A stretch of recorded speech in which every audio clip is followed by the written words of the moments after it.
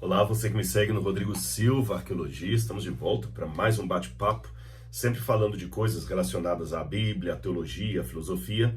E hoje eu gostaria de conversar com você um pouquinho sobre os dinossauros a partir do ponto de vista da Bíblia e do livro do Gênesis. Mas eu não posso começar o assunto sem primeiro convidar você, que ainda não é inscrito no canal, a se inscrever. Se gostar do conteúdo, partilhar para os seus amigos, deixar o seu like. E uma coisa importante, não se esqueça de ativar o sininho de notificações e também deixar um comentário aqui no canal. Isso ajuda muito o YouTube a reconhecer que esse canal realmente ele tem valor e outras pessoas podem assistir também, tá certo? Aproveitando o ensejo, eu também gostaria de fazer um convite todo especial para você. Agora, a partir do dia 8 de fevereiro, eu vou começar a Semana Bíblia 3D. O que é a Semana da Bíblia 3D?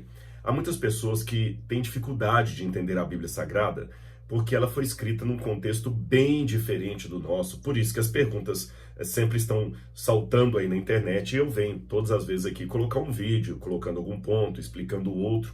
Então vamos falar um pouquinho de método. Como é que você pode estudar a Bíblia e torná-la mais prática, mais aplicável aos dias de hoje e entender bem a sua mensagem? Por isso que nós chamamos essa semana de Semana Bíblia em 3D, porque eu vou falar das três dimensões da Bíblia. A dimensão histórica, a dimensão arqueológica e a dimensão espiritual. Essas três dimensões darão o contexto e, ao mesmo tempo, a adequação da mensagem bíblica ao nosso tempo, sem perda de identidade do sagrado, da teologia que está por detrás do texto. E como é que você faz para participar? É simples.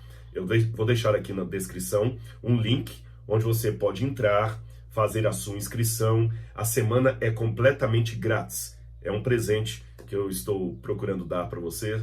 Não somente eu, mas também o NASP, que me ajuda aqui, e uma equipe que está me ajudando a organizar essa Semana da Bíblia 3D. Porque muitas pessoas querem conversar comigo, bater um papo, tirar algumas dúvidas, e eu quero ver a maneira de otimizar a forma do conhecimento chegar até você da maneira mais didática e fácil possível, tá bom? Então anote na sua agenda essa data aí, dia 8 de fevereiro, Semana a Bíblia em 3D, e faça sua inscrição no link que está aqui na descrição do vídeo, tá bom? Bom, vamos então agora falar um pouquinho sobre os dinossauros e a Bíblia. Esse tema ainda ficou mais forte essa semana, porque nos primeiros capítulos da novela da Record, na novela Gênesis, mostrou já os dinossauros sendo destruídos pela queda de Lúcifer no céu, que caía como um meteoro. Eu já expliquei a exaustão no vídeo anterior, que essa é a chamada teoria da brecha, e há aqueles que concordam com ela e aqueles que discordam da teoria da brecha. Eu já apresentei minha opinião ali também naquele vídeo, se você não assistiu, você pode dar uma olhadinha lá. Mas mesmo assim, muita gente falou: Rodrigo, tá bom, nós entendemos a sua posição, mas e os dinossauros? Onde é que eles encaixam aí nesse esquema da criação, no Gênesis, na Bíblia? O que a Bíblia fala sobre isso? Eles existiram mesmo? Não existiram? Como é que foi tudo isso? Então eu vou começar contando uma historinha para você.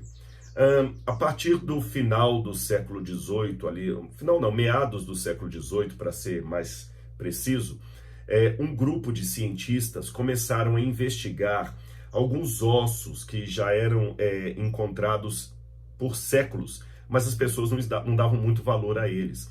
Eram ossos petrificados de animais que pareciam não existir mais. Alguns pequenos, como peixes, como uma espécie de baratinha que foi chamada depois de trilobita, alguns gigantescos, um fêmur enorme, maior do que o fêmur de um elefante, por exemplo, e não era um elefante, não era um rinoceronte, era algum tipo de animal que ninguém encontrava na fauna. E a partir do século XVIII, então, quando surge a geologia moderna, esses fósseis começam a ganhar a atenção dos geólogos, dos biólogos e daqueles que já estavam tentando entender a chamada história física da Terra. Aí você tem nomes que se destacam aí, como James Hutton, que propôs a ideia de que o presente é a chave do passado. Você tem Lyell, com as classificações dos tipos de plantas, os tipos de animais, a taxonomia, que até hoje é usada aí por biólogos no mundo inteiro. E você tem também Georges Cuvier, que é o pioneiro da geologia moderna e começa a surgir na ciência um estudo chamado paleontologia, para estudar esses fósseis, esses ossos de pedra que eram encontrados em rochas, em montanhas. O que seriam eles? Na Idade Média, quando esses ossos eram achados acidentalmente, muitos pensavam que eram ossos de dragões, aqueles dragões das mitologias medievais, ou mesmo também dos contos chineses, que colocam aquelas serpentes com asas, às vezes, cuspidoras de fogo, que inundaram a imaginação de muitos escritores do passado. Bom, o nome desses animais nomes para esses animais começaram a ser dados agora a partir das classificações que eram dadas em biologia. Por exemplo, um dos primeiros que eles deram o nome foi o iguanodonte. E depois, por volta, se eu não me engano, de 1840, acho que foi em 1841, um pesquisador também chamado Richard Owen, ele resolveu chamar de maneira geral esses animais extintos de dinossauros. De onde que ele inventou esse nome dinossauros? Conhecedor da língua grega, e na época era muito comum na ciência fazer nomes científicos a partir do grego e do latim. Então ele pegou duas palavras gregas, a palavra denios em grego significa algo aterrador, algo monstruoso, algo assustador, e a palavra sauros, que significa lagarto. Então Deniosaurus, que virou dinossauro, seria em grego lagarto aterrorizador, ou lagarto monstruoso, alguma coisa assim. Depois, por uma semântica, alguns acabaram entendendo até o lagarto como sendo réptil, assustador. Aí veio o nome dinossauro, 1841, Owen. Até aí tudo bem, mas essas ideias começaram a conflitar com as posições teológicas da época. Quando eu digo posições teológicas, não entenda necessariamente posições bíblicas, tá certo? Muito da teologia, principalmente europeia, ela às vezes não era necessariamente bíblica no sentido de procurar embasar doutrinas na Bíblia. Ela era por demais filosófica. Durante toda a teologia medieval, muitos pais da igreja, antes do período medieval, durante a patrística, os pais da igreja, e depois os escolásticos na Idade Média, trabalhavam muito uma teologia baseada no ratio studiorum, que é aquela questão da razão, como você vai encontrar muito isso em Santo Tomás de Aquino, por exemplo, e outros mais, Boaventura, São Boaventura e outros mais que eu poderia mencionar. No lado da Reforma Protestante, você vai ter também um peso muito grande da filosofia sobre a teologia ali nas escolas alemãs, apenas para dar um contexto para você. E nesse aspecto aqui, muitos iam mais na filosofia e na lógica do que na Bíblia. E a Bíblia acabava sendo apenas um apêndice para certas ideias. E foi assim que surgiu de maneira bem forte nas escolas, mesmo aquelas conservadoras, principalmente aquelas conservadoras, a ideia de que Deus, quando criou os seres e os colocou na terra, Deus jamais permitiria que aqueles seres, especialmente os que tinham vida que ele deu, pudessem entrar em extinção. Ou seja, todos os tipos de animais que Deus criou no Éden deveriam estar de maneira invariável até hoje. Até hoje. Em outras palavras, se eu entrasse numa máquina do tempo e voltasse no passado, no Jardim do Éden, eu ia ver todos os tipos de cachorro que eu tenho hoje, todos os tipos de pássaros, todos os tipos de cobras, todos os tipos, iria estar tudo ali. Isso foi chamado de fixismo. Fixismo. Aquelas espécies que Deus criou estariam desde o Éden até hoje de maneira fixas, sem variação. E Deus também jamais permitiria que uma classe de animais que ele mesmo criou entrasse em extinção. Porque, pela lógica da teologia da época, seria perder para Satanás. Entenderam o fixismo, o que era? Quando você ia para a Bíblia, eles baseavam esse tipo de declaração em textos como Gênesis. Vou ler para você aqui, esse é a guisa de ilustração. Gênesis capítulo 1, versículo 21, que diz assim: Assim criou Deus as grandes criaturas marinhas e todos os seres vivos que se movem, os que povoam as águas, segundo as suas espécies. Essa é uma expressão que Moisés vai usar muito no Gênesis e também no Levítico. Segundo as suas espécies. Segundo as suas espécies.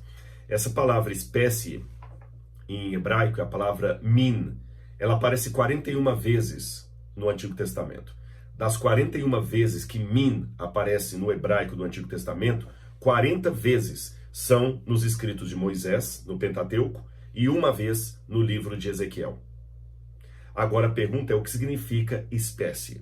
Você sabe que até dentro da biologia moderna existe um debate sobre as categorias de espécie. De maneira mais ou menos generalizada, eu poderia dizer que do ponto de vista biológico, espécie significa aquelas populações naturais que conseguem cruzar entre si, gerando descendente fértil.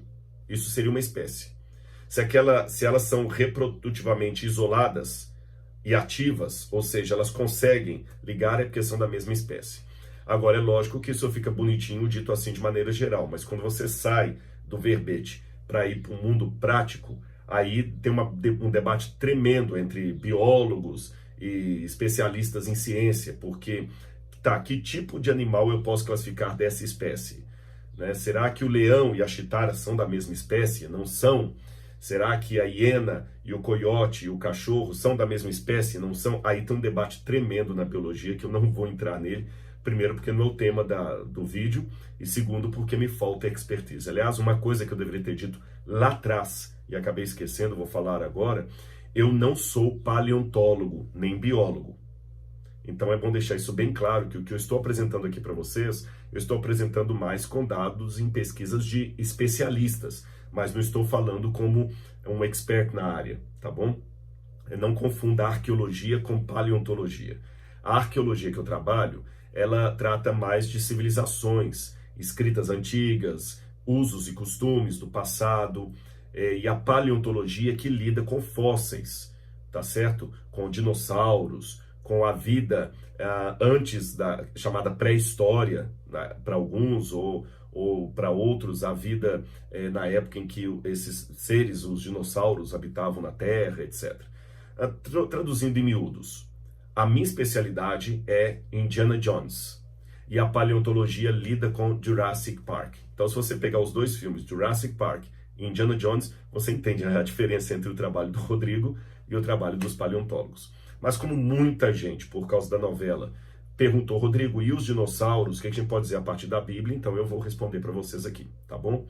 Bom, já coloquei a ideia de espécies na biologia, que não é uma ideia de aplicação uniforme, em conteste. E na Bíblia eu falei que essa palavra espécie, ela é usada na maioria absoluta das vezes por Moisés. A palavra hebraica, que é traduzida por espécie, é a palavra min, significa, tem também um debate teológico, ou melhor, um debate etimológico sobre qual o sentido da palavra, de onde ela deriva em hebraico. Mas de maneira geral, eu poderia dizer para vocês, pelo menos a ideia que eu adoto, que espécie aqui usada na Bíblia é mais ou menos semelhante ao que está aqui na biologia. Seria um grupo de animais que são reproduzíveis entre si, gerando descendente fértil. Esse seria espécie.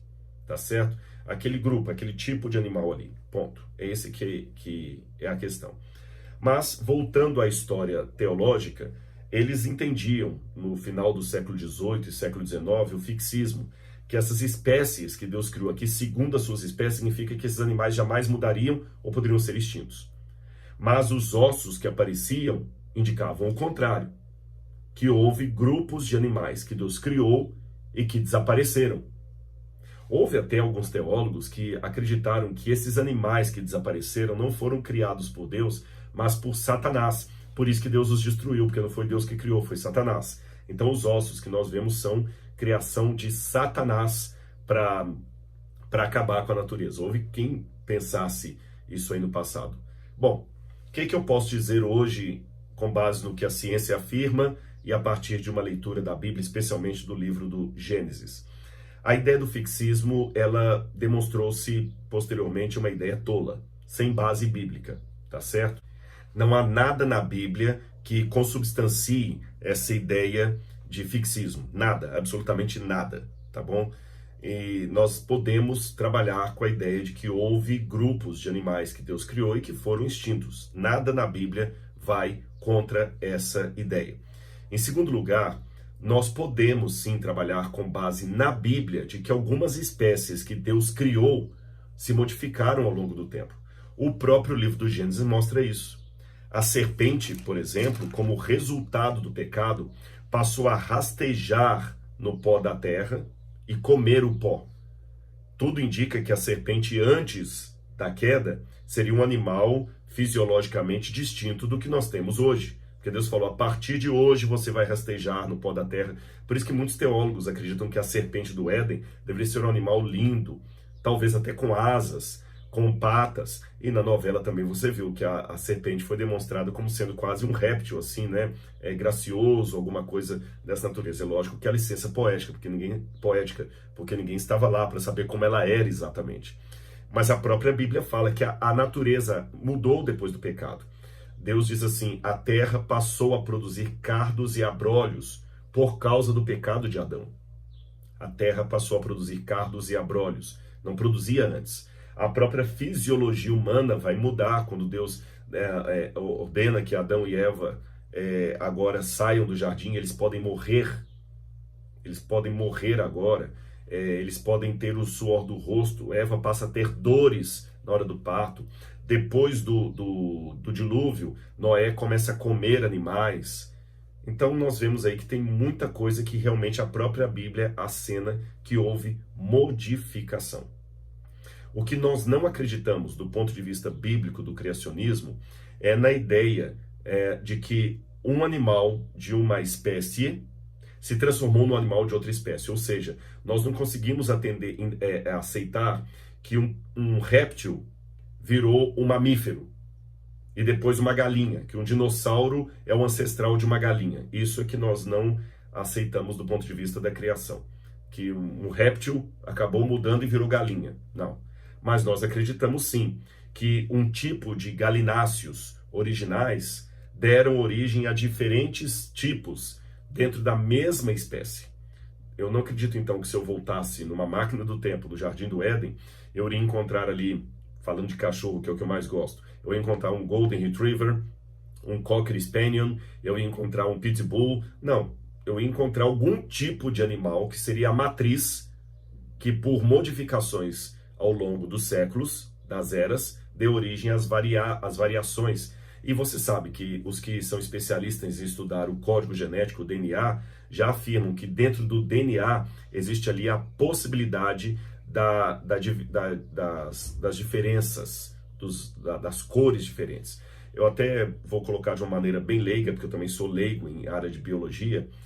O DNA na natureza, especialmente o DNA humano, é como se fosse uma caixa de lápis de cor fechada. Aí você pega aquela caixa de lápis de cor fechada, ou caixas no plural de lápis de cor fechada, e dá para crianças em ambientes diferentes.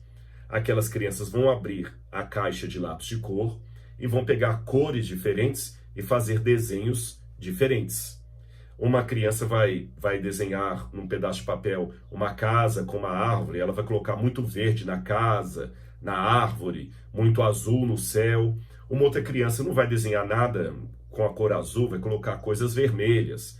Outra vai desenhar apenas um sol e colocar de amarelo. A outra vai colocar um arco-íris com várias cores. Veja bem, todos esses desenhos de cores e formas diferentes são oriundos de caixas muito semelhantes. Ou seja, com aquela caixa de lápis de cor, dá para eu fazer desenhos multicoloridos e diferenciados de uma mesma caixa de lápis de cor.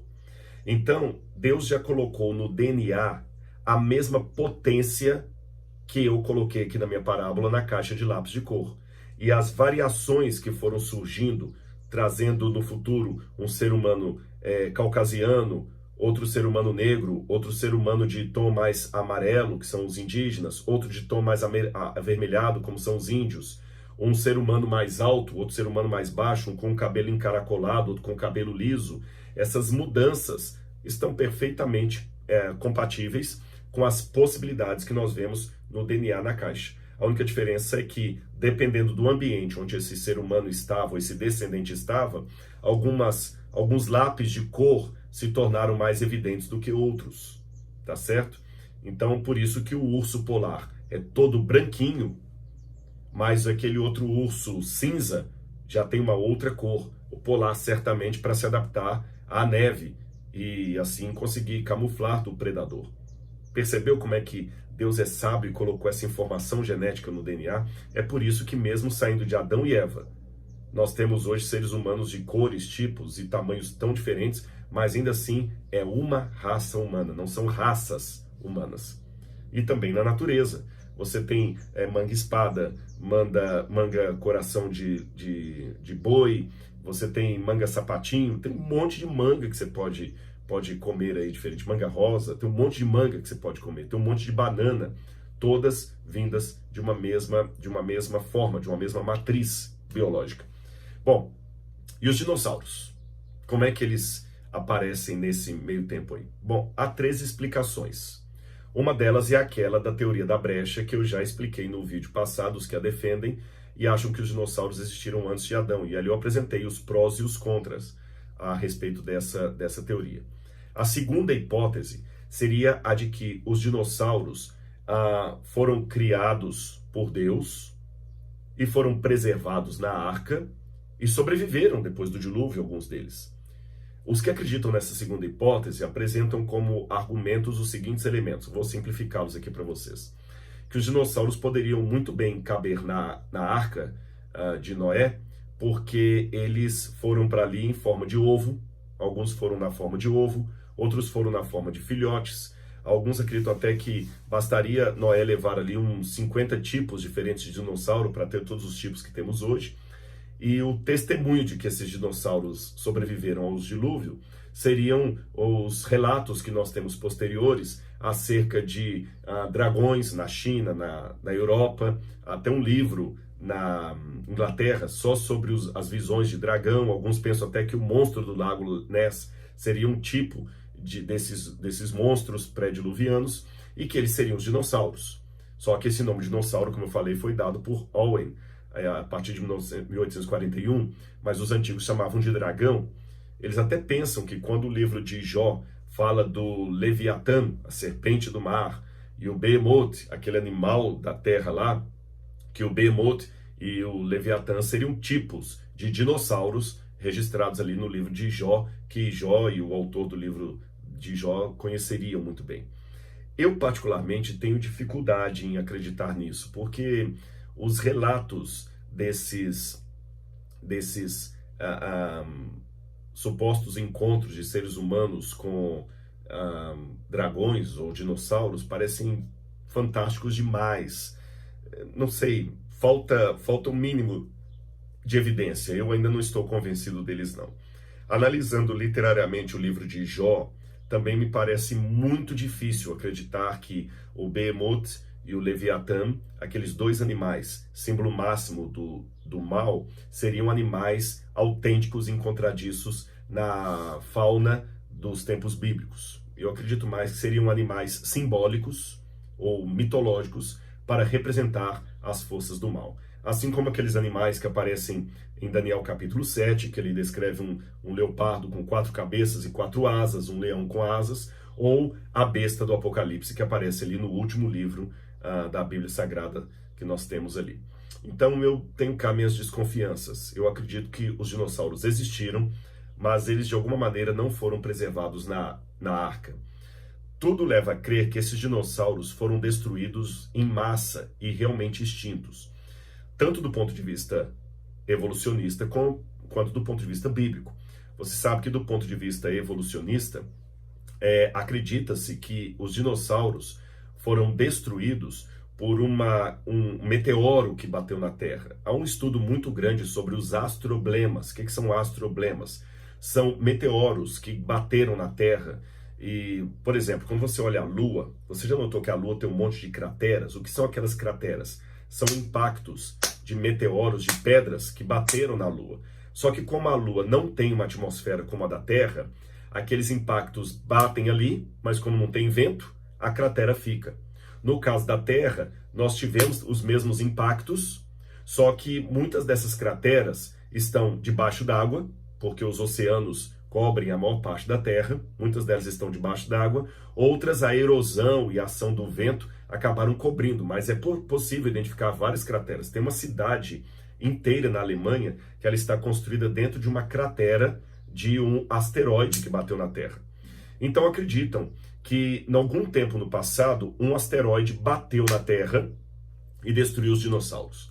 Essa ideia ganhou muita força na década de 1980, 1990, quando estudaram ali no México uma área que foi quebrada, literalmente quebrada, por um impacto de um asteroide que teria provavelmente uns 10 quilômetros de diâmetro, e ao bater na Terra provocou um impacto equivalente a várias toneladas de megatons, como se fossem várias bombas nucleares. Esse impacto provocou tsunamis enormes, gigantescos, com quilômetros de altura, e esses tsunamis varreram a Terra, bem como até uma certa atividade cataclísmica que provocou o surgimento de vulcões, de montanhas, de canyons, tudo de uma vez, nesse astroblema, nessa catástrofe, e foi ela que destruiu os dinossauros. Uma variação dessa teoria acredita que muitos dinossauros não morreram pelo impacto desse meteoro, mas sim pelas consequências posteriores, como os próprios tsunamis que eu falei com vocês, a mudança climática da Terra, a falta de alguns alimentos, a não adaptação desses animais ao novo período que se surgiu, especialmente a era glacial. Eu acho que essa ideia é interessante. A única questão que ela bateria contra o relato bíblico é que a teoria evolucionista acredita que esse impacto que destruiu os dinossauros aconteceu há mais ou menos 65 milhões de anos. E que os dinossauros teriam existido há 230 milhões de anos, e 65 milhões de anos eles foram extintos. A teoria bíblica, a hipótese bíblica, a doutrina bíblica já trabalha com outra descrição, que os dinossauros teriam sido extintos, se foram extintos, há milhares de anos. Aqui nós temos um problema, porque normalmente, ainda que eu acredite na hipótese de que a Terra, a matéria inorgânica, possa ter existido por milhões de anos aqui, até que Deus, na semana da criação, começou a dar forma e preencher isto, ainda que eu acredite que a Terra possa ter 4 bilhões de anos, isso não é incompatível com o relato do Gênesis, a vida na Terra tem que ter milhares de anos, porque a semana da criação ocorreu há alguns milhares de anos, e a vida na Terra só surgiu na semana da criação. Então, é difícil colocar os dinossauros há milhões de anos. Uma maneira simples de tentar responder isso, ainda que hipotética, é trabalhar com as diferenças entre um evento ordinário e extraordinário. O que é um evento ordinário? Evento ordinário é um evento geológico que acontece muito devagar e imperceptível ao testemunho humano. Por exemplo, a minha casa aqui, ela está deteriorando, como qualquer construção, qualquer edificação. Ela está depreciando-se. E às vezes uma fissura na parede vai aumentando, uma infiltração. Se essa casa não receber nenhum tipo de restauro ou cuidado arquitetônico ou de engenharia, talvez daqui a uns 400 anos essa casa vai cair sozinha. Sozinha ela cai, colapsa, daqui a 400 anos. E quando ela cair, pela deteriorização dela periódica e lenta, alguns podem falar, essa casa aqui caiu de velha, ela deve ter uns 400 anos, por isso que ela caiu. Agora, esse é um evento ordinário. Mas um evento extraordinário seria um terremoto. Se ocorresse um terremoto no Brasil, um impacto grande aqui na escala Richter, essa casa, mesmo sendo novinha, ia cair em 3 segundos. Ou seja, o que um evento extraordinário demoraria 400 anos para fazer nessa casa, o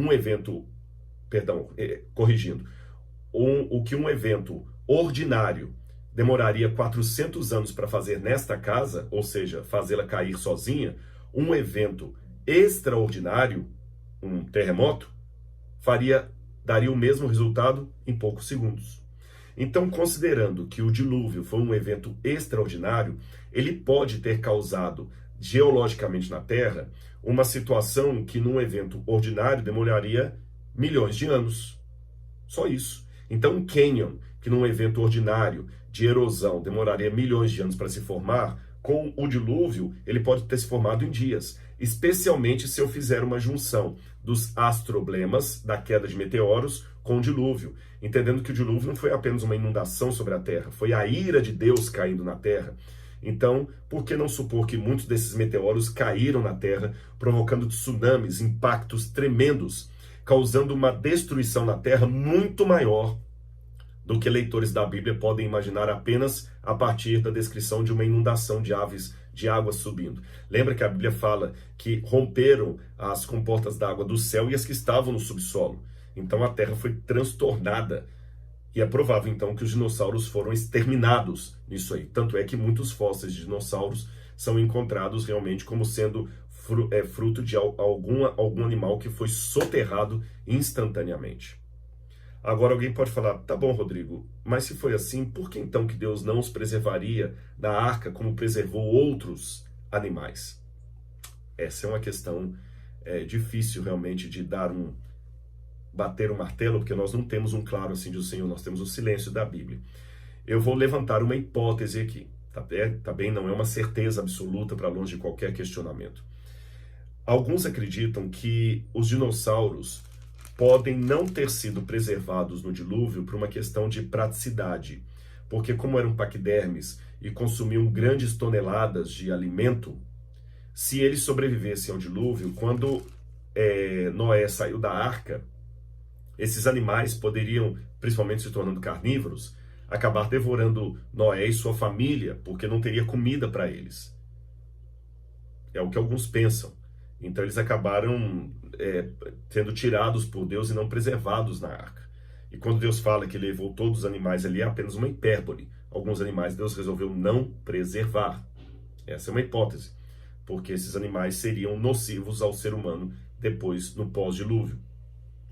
Se eles consumissem toneladas de grama, não ia sobrar nada de pastagem. Se eles já fossem carnívoros, eles seriam uma ameaça para Noé e sua família. É uma hipótese. Ela não está isenta de críticas e observações, mas é algo que pode ter o seu sentido. Uma outra hipótese, ela é interessante porque ela foi apresentada até por um professor, um dos maiores filósofos cristãos da atualidade, e que é respeitadíssimo, que é Alvin Plantinga. Você sabe que Alvin Plantinga foi respeitado ele é respeitado até por ateus. E Alvin Plantinga escreveu um livro onde o conflito realmente permanece: ciência, religião e naturalismo. E ele diz o seguinte: o mundo pode muito bem conter pecado e sofrimento, não apenas da parte dos seres humanos, mas talvez também da parte de outras criaturas. Na verdade, algumas dessas criaturas, outras, podem ser muito mais poderosas do que os seres humanos. E alguns deles, Satanás e seus anjos, por exemplo, podem ter tido permissão para desempenhar um papel na evolução da vida na Terra, guiando-a na direção da predação, desperdício e da dor. E antes que você falar, Rodrigo, mas isso é coisa muito de crente. Não, Alvin Plantinga publicou esse livro, nada mais, nada menos, pela Oxford University Press. Foi a Universidade de Oxford que produziu esse ensaio filosófico dele. Embora seja filosófico e hipotético, ele tem a sua lógica. Será que, se o ser humano tem a capacidade de mexer geneticamente na natureza, produzindo coisas que realmente estão realmente assustando aí, por exemplo, a própria questão dos transgênicos, que muita gente está apavorado, o que isso aí pode causar. E nós sabemos que tem alguns cachorros, por exemplo, que são frutos de uma espécie de hibridismo, estou usando a palavra como leigo. Misturas de raças de cachorros aí, provocando Doberman, um cachorro às vezes talvez tem muito ódio, muita raiva e perigoso até. Se o ser humano tem essa capacidade, supondo a existência de forças do mal, por que o diabo também não poderia direcionar alguns animais ou alguns elementos da natureza produzindo coisas que seriam caóticas e que atrapalhariam a vida do ser humano aqui na Terra, que é o que ele mais quer? Será que ele também não poderia produzir algumas catástrofes? E é interessante que até entre os paleontólogos existe um debate tremendo sobre a simetria dos dinossauros. Eu vou dar um exemplo para você. O Tiranossauro Rex, que por muito tempo foi considerado o rei dos dinossauros, por isso que ele é chamado de T-Rex, o Tiranossauro rei, o T-Rex, ele por muito tempo era considerado o maior predador dos dinossauros. Depois, alguns paleontólogos investigando melhor falaram, não. Diferente do que o filme Jurassic Park mostrou, o T-Rex era, na verdade, um carniceiro. Ele não era um predador. Porque ele tem as mãozinhas muito atrofiadas por uma cauda muito grande. Ele era desproporcional, ele não conseguiria andar correndo como no filme, ele iria rastejando aquela cauda ali, ele teria dificuldade para se virar. Ele parece até, colocaram alguns, um animal fruto de um hibridismo que não deu certo. Bom, depois isso até ganhou um cunho científico durante um tempo. Agora, mais recentemente, alguns paleontólogos e biólogos estão tentando restaurar o poder, a braveza do T-Rex, colocando-o de novo como um predador e não mais um carniceiro. Eu, como não sou da área, não posso emitir opinião, mas eu estou colocando isso aqui apenas para você ver que os próprios biólogos, às vezes eles olham para alguns fósseis assim e aquele bicho parece muito esquisito. Então, será que o diabo, antes do dilúvio, não teria até colocado algumas questões ali de misturas na natureza, provocando algumas espécies que não seriam parte da criação de Deus ou do desejo natural de Deus, e Deus, portanto, não preservaria essas espécies na arca?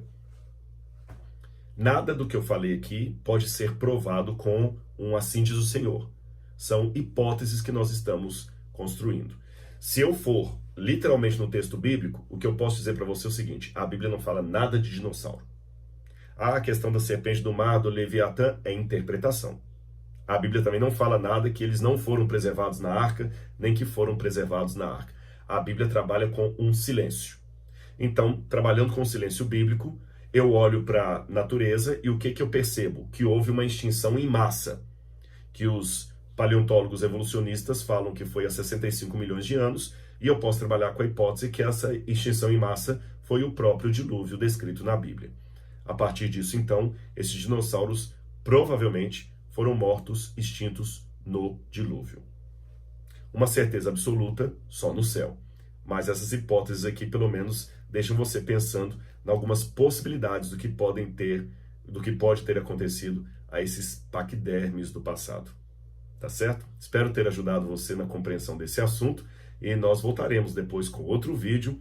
E não esqueça do que eu falei no início. Dia 8 de fevereiro, anote aí na sua agenda, uma data especial, a Semana Bíblia em 3D. Eu espero você. Um abraço e até lá!